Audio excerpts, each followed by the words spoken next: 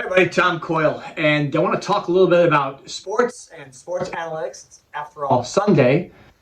Most of my conversation is going to take place about Thursday night's game between the Lions and the Green Bay Packers. A lot of discussion about analytics, specifically Dan Campbell, the coach of the Lions, and his tendency to go for it on fourth down. Now, I heard different commentators say different things. A lot of analytics people saying, well, that last fourth down, it's the end of the game, the score is tied at 31. It's fourth down and half a yard, 40-some seconds left. The thinking is the Lions should have kicked a field goal because of the analytics, the chances of Green Bay scoring a touchdown are near zero, and they might get a field goal, but even then, that's a stretch. The thing is, analytics does not take into account certain context. Specifically, who do you have? Your resources. What does the other team have? What are their resources? So when this game began, Lions versus Green Bay, the Lions have 13 players on injured reserve, including key members of the defense. They had two guys on defense starting this game who weren't even in the city of Detroit on Tuesday for a Thursday night game. And then as the game went on, one of the Lions starters on defense, Alim McNeill, he gets hurt, doesn't return. Other players are starting to cramp up, and they're on the sidelines trying coming out for a few plays and coming back in. It's a disaster. And we later learned Dan Campbell made a comment about, hey, we have to go for a lot of fourth down on this game to beat this team. I bring this up because there's this perception that Dan Campbell is just doing things. He's Dan Campbell. He's just not listening. He's just doing things. Well, actually, no, I think he is very situational. He's gone for it less times on fourth down than he has in the past. I'll give you an example. Thanksgiving Day against the Bears. It's fourth and short. He goes for a field goal, right? That's the smart thing you do. It's fourth and short. You're in field goal range, well inside the range of the kicker. Kicker missed. You start wondering, maybe we should have gone for it on fourth down. Which touches on another point, especially when you go back to last year's NFC Championship game. Detroit lost the game. There was two instances. Instead of kicking field goals, they went to try and convert the first down. But here's the thing.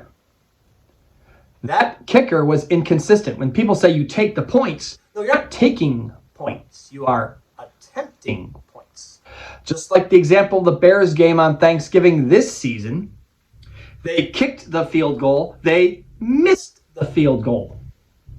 You're not taking points. You're attempting points. So you go back to that San Francisco game when people say, Dan Campbell, you should have taken the points. What they're saying correctly is you should have gone for the points. That's a discussion, but you aren't taking points. There is no guarantee. And especially the kicker we had that season who missed an extra point in a playoff game at home, indoor stadium.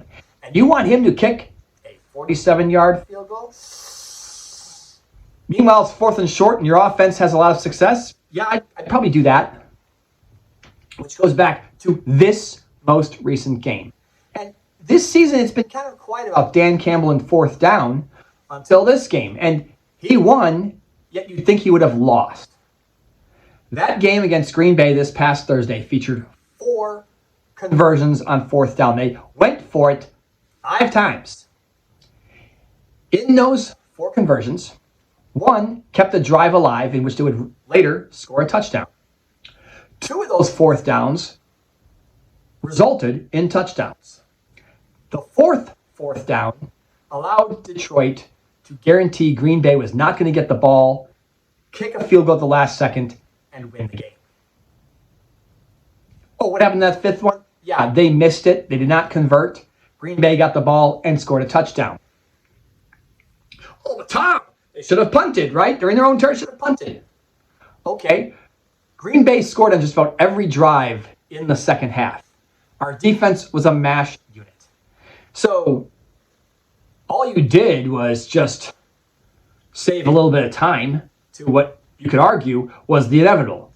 Green Bay going down the field and scoring a touchdown. Just took less time. Didn't have to go as far. Because Detroit's defense, the second half, too many people hurt. It's just going right through them.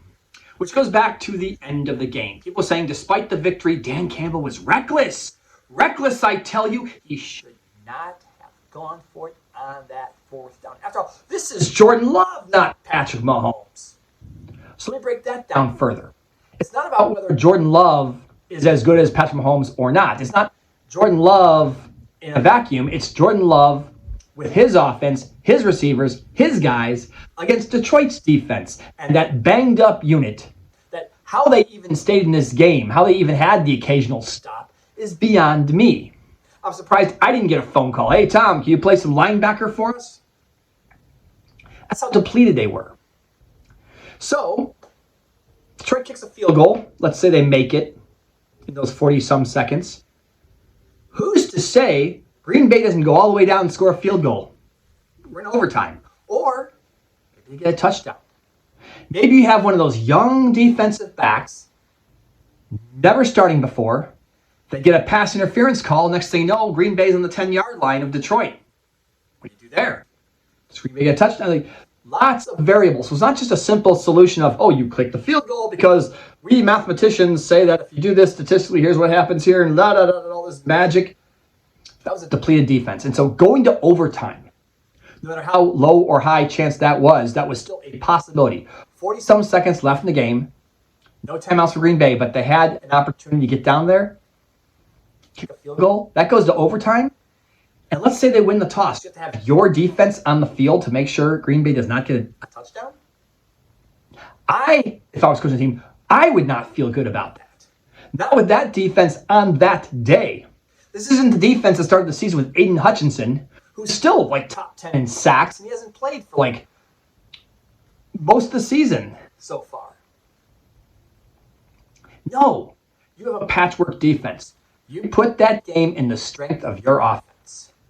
Win or lose. That's what Dan Campbell did. A half a yard. Looks at his guys, my offensive line, my two stud running backs. Yeah, we are going to get a half a yard. And they did. This was not a reckless decision. This was a very thought out decision based on reality in the ground. The analytics, it oftentimes separates reality. I had this discussion at AWS reInvent with the folks that do all the AWS commercials you see at the NFL games. Well, this pass had a 23% chance of being complete. Is it 23%? Maybe that throw by a particular quarterback, maybe that's a 50% chance throw. Whereas another quarterback, it's a 12% throw. Stats are just averages. They don't have context of who your quarterback is, who is your quarterback going against, what assets does a quarterback have. All of these things play into the game. And believe me, Dan Campbell was not gambling. He was making very well thought out decisions based on what were his strengths, what were his weaknesses, and what could the other team do to him. He made what I think was the smartest, best decision under those circumstances. Yes, there's always a chance things don't work out. Just like there's a chance the field goal does not work out. There is a world when Bates tries that field goal instead of going for it on fourth down, and he doesn't make it. We saw that happen in Chicago. Now, as an odds maker, I have my money on Bates, but he still missed a field goal within the last couple weeks in a key moment that the Lions needed. So the field goal is not guaranteed. Neither is converting on fourth down. But when you have fourth and less than a yard with that offense and those running backs, I take it every single time. So there you go. That's it for me. Thank you for watching. What are your thoughts? What do you think? Tell me more about your decision about analytics, and do we segment them enough? That's really what I'm talking about. Segmenting the analytics. Putting a situation to the analytics. Not just looking at them as it's in a vacuum. So, have a great day. Enjoy the rest of football season.